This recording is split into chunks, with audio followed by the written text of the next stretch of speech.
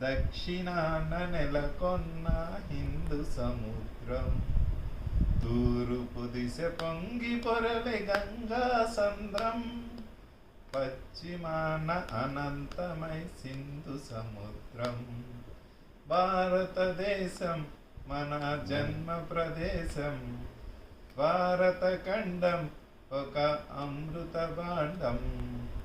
ఒకే జాతి సంస్కృతి ఒకటున్న ప్రదేశం, ఒకే జాతి సంస్కృతి ఒకటున్న ప్రదేశం. రత్నగర్భ పేరుగన్న భారతదేశం, రత్నగర్భ పేరుగన్న భారతదేశం. వీర పుణ్య చరితలున్న ఆలయ శిఖరం, వీర పుణ్య చరితలున్న ఆలయ శిఖరం. సత్యధర్మ